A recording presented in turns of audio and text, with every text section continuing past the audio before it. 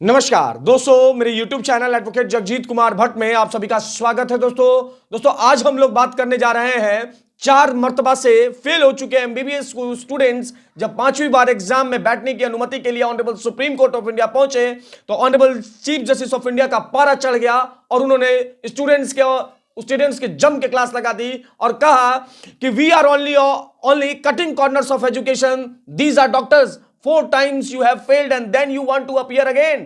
Do your work instead of doing all of these, coming to courts for all these. No, where in the world would this be permitted?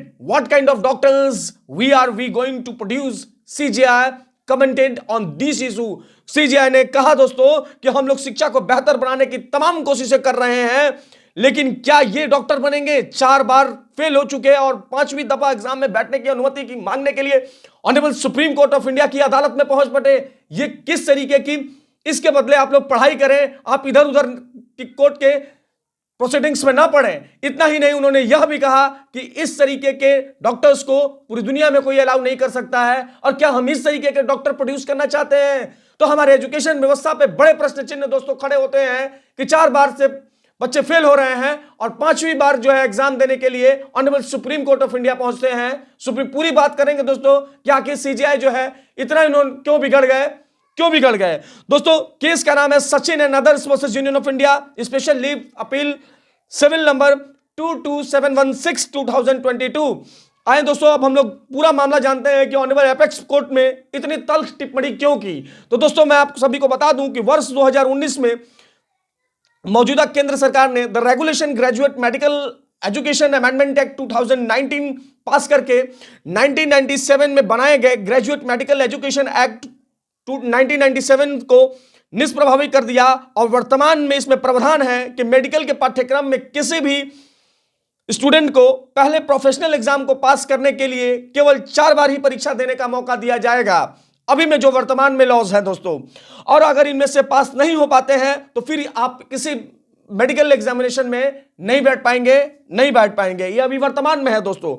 और पहले जो वर्ष 2019 से पहले जो 1997 के जो ग्रेजुएट एजुकेशन एक्ट था उसमें जो था तो there was a no limit, उसमें कोई समय सीमा नहीं थी, कोई लिमिटेशन नहीं था, यानी कि जिसको जितना मन वो उतने बार एग्जाम दे सकता था। लेकिन वर्तमान में जो है आपको 4 बार चांस दिए जाएंगे मेडिकल एजुकेशन एमबीबीएस की परीक्षा को क्वालिफाई करने के लिए। अगर आप 4 बार में क्वालिफाई नहीं करते हैं तो अब आपको बैठने का मौका नहीं दिया जाएगा।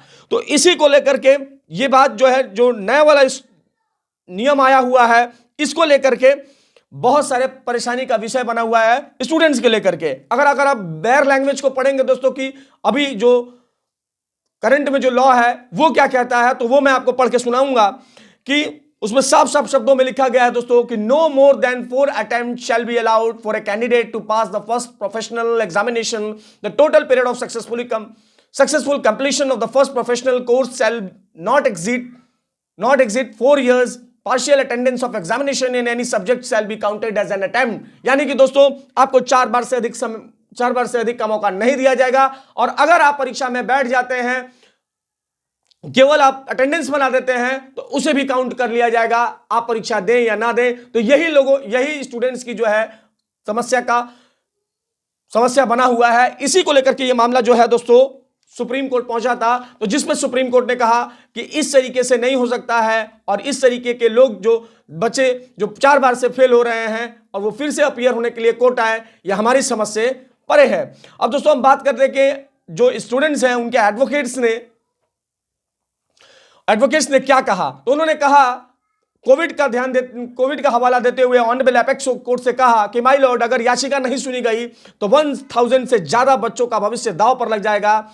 तब ऑनरेबल सीजीआई ने कहा कि दूसरे स्टूडेंट्स भी कोविड के दौरान परीक्षा पास हुए हैं, तब आप इस पे क्या कहना चाहते हैं। तो फिर से पिटिशनर के काउंसिल ने कहा कि कोविड-19 के महामारी के दौरान क्लास डिसरप्शन हुआ है, यानी कि क्लासेस नहीं चल पाई हैं, के कारण यह स्थिति बनी हुई है, इसलिए हम लोगों को अदालत से अनुग्रह करने की मांग कर रहे हैं। तब सीजीआई ने कहा कि that is a absolute misplaced sympathy, we will not interfere this, there is a no law point of at all, nothing we will not entertain CJI dismissing this petition. Honourable chief justice of India ने कहा कि इस तरह के petitions को जो है हम एंटरटेन नहीं कर सकते हैं, जहां पे पहले से रूल ये है कि आपको 4 टाइम्स चांस दिए जाएंगे। अगर आप 4 टाइम्स में क्वालिफाई नहीं कर पाते हैं तो 5th टाइम्स में बैठने के एग्जाम में बैठने के लिए आप हमारे पास नहीं आ सकते हैं, और हम लोग इस तरीके के पिटिशंस को है जो नहीं सुन सकते हैं। दोस्तों, कोर्ट ने जो प्रोसीडिंग्स में कही वो बातें मैं आपको पढ़ के सुनाना चाहूंगा। कोर्ट ने कहा कि we are not inclined to entertain the SLP and writ petition under the article 136 and article 32 of the constitution of India. Second, the SLP as writ petition is accordingly dismissed. Third, pending application if any shall disposed of. तो court ने कुल मिलाकर के दोस्तों जो बच्चे आए थे, एमबीबीएस के स्टूडेंट आए थे कि 5वीं बार हमें मौका दिया जाए एग्जाम में बैठने के लिए, तो कोर्ट ने उसे मना कर दिया और डिसमिस कर दी पिटिशंस को। तो दोस्तों इस वीडियो को बनाने का मकसद क्या है, ये बात क्यों बताई जा रही है आपको? क्योंकि दोस्तों जो अभी लॉ है मेडिकल प्रोफेशनल्स के एग्जामिनेशन एमबीबीएस के स्टूडेंट्स के लिए मात्र और मात्र आप 4 बार ही एग्जाम दे सकते हैं। 5वीं बार एग्जाम देने का कोई प्रोविजन नहीं है लॉ में।